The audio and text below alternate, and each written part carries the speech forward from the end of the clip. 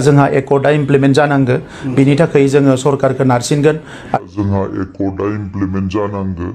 बिनि थाखाय जोङो सरकारखौ नारसिनगोन खुलुमबाय लोगोफोर बे जाहैबाय मा दिनैहाय जों मैया दाखालिनिफ्राय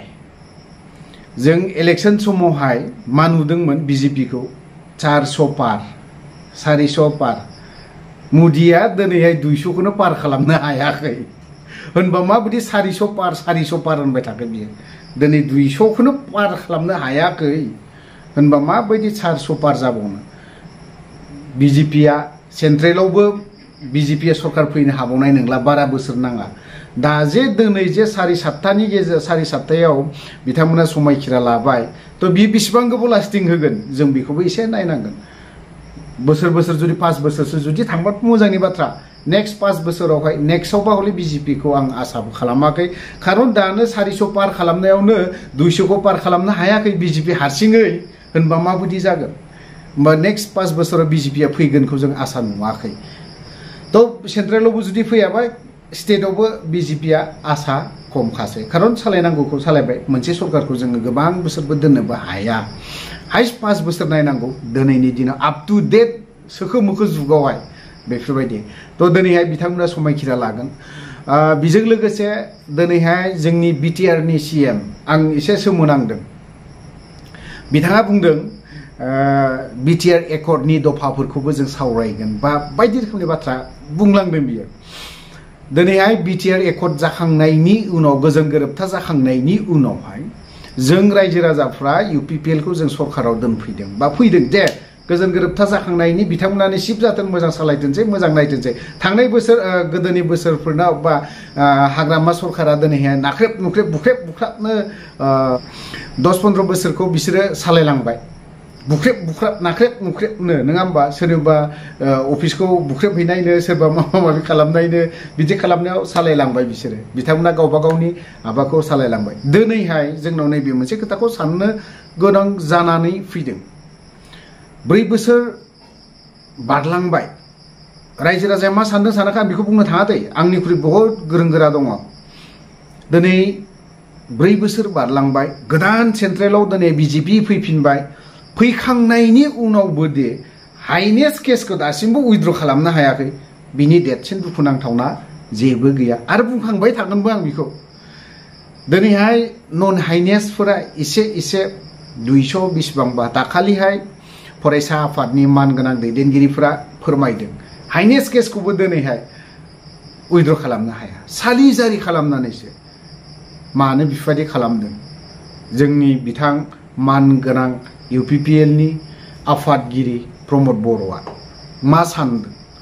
ना नोंसोरो दिनै नोंसोरनिया दा दिनैहाय सेन्ट्रेलाव बीजेपी सरकार दानाय लगे लगे ओरैहायबो जों माखासे खामानिखौ डेभेलपमेन्ट खालामनायनि बाथ्राखौ बुंदों गाबोन समफोरनो जों मास 2-3सोल'सै एमसिसि नांनो बारा गोबाव गैला नङा होमबा काउन्सिल बिटिसि काउन्सिलनिनो मोनसे इलेक्शनानो सफैलायनोसै नै अब्लानि समाव डेभेलपमेन्टखौ माब्ला खालामगोन 4 बोसोराव बबे जायगायाव उन्दुनानै थायामोन बबे रायजोआव बनबास खाथिनानै थायामोन जोंनि बिटिआरनि सीएम बिथां इउपिपिएलनि आफादगिरि बिथां प्रमद बर'आ बबे जायगायाव थाहैयामोन जेब्ला गोजोन गोरोबथा जाखांनानै थांदों अब्लाना सासे थिफुदलाजों आं फन सावरायदोंमोन गोजोन गोरोबथानि बेलायावहाय बा हमजानायनि बेलायाव एनडिएफबिनि जायफोर सोद्रोमाफोर बा लिडारनिफ्राय केडारसिम अब्लानाव आं सोंहरदोंमोन माब्ला उदां जागोन बिथां रन्जन दैमारिखौ जोंनो बेनि सारनि बाथ्राखौथ' जों कन्टिनिउ रायलायो अब्लानि समाव बियो बुंदोंमोन मास 2-3आनो जायाखै बाबु बे खोथायाव बुंहरदोंमोन बै थिफुदलाया मास 2 बोसोरसेयानो जायाखै बोसोरनैयानो जायाखै बावहाय माबोरैहाय उदां जागोन थिफुदला बाबु आं नोंखौ दिनै बुंगोन बै थिफुदलाया बुंदोंमोन बिथाङा बुंदोंमोन जे 3 बोसोरसोनि उनाव 4 बोसोर बारलांबाय 5 बोसोर काउन्सिलाव सोर फैगोन फैया जों नेक्स्ट इयारावथ' सोर फैगोन सोर फैया जों रावबो बुंनो हाया इउपिपिएलखौ जों 100% फैथारगोन होननानै जों बुंनो हाया बे रायजो राजानिसो मतामत ना रायजोआनो राजा होननानै बुंदों रायजोआनो जुदि बिपिएफखौबो इउपिपिएलखौबो सैया लाफानो गुबुन पलिटिकेल हान्जाखौ जुदि बोजोबोबा अब्लाना मा खालामगोन अब्लाना बै इउपिपिएल दिनै प्रमद बर'आ मा खालामगोन अब्लानि समावसो बिराद मोजां केम्पेइन खालामनांगोन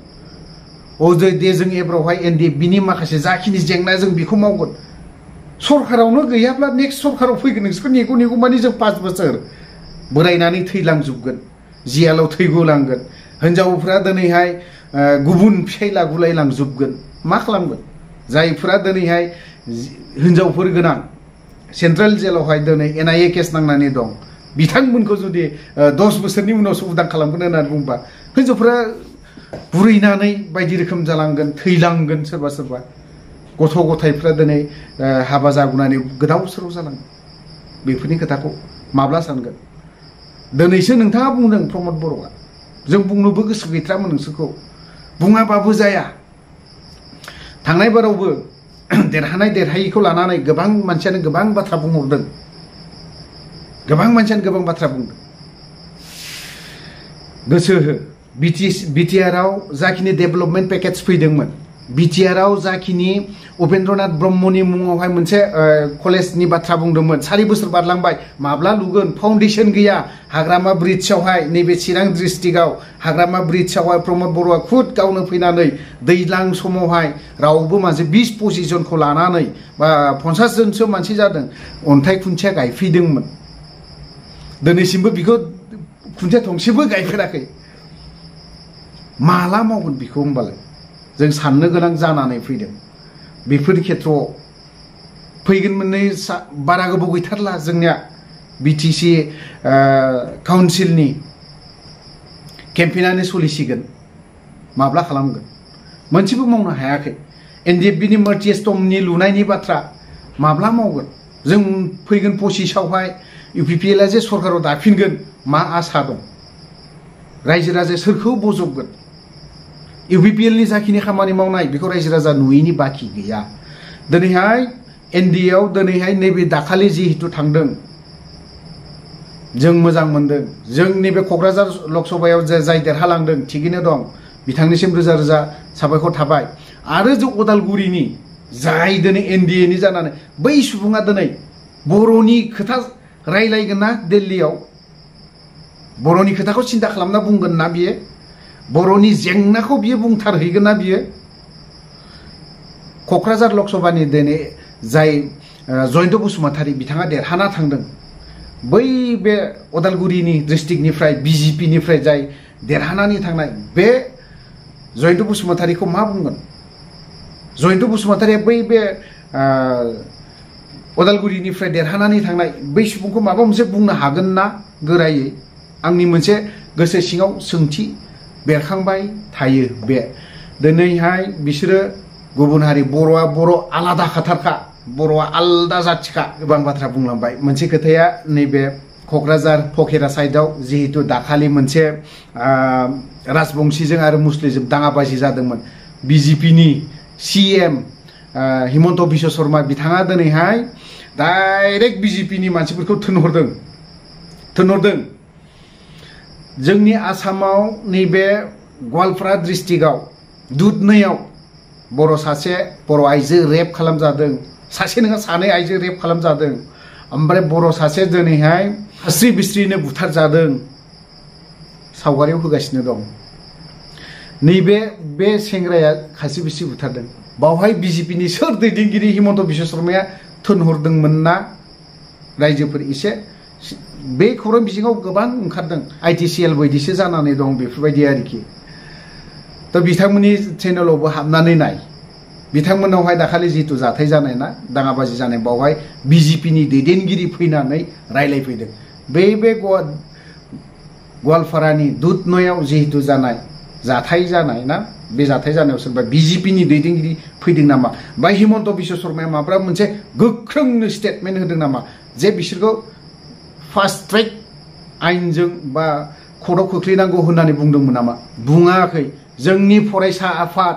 आबसुआ दिनै दाबि खालामदों दिनै बिथांमोननि खोथाखौ खोनासंदों नामा जों बेखौ एसे साननो गोनां थ' लोगोफोर भिडिअखौबो गोबां गोलाव जाबाय आं बारा गोलाव खोथा बुंनो सानाखैमोन बावहाय जुदि सोरनिबा गोसोआव नांदोंब्ला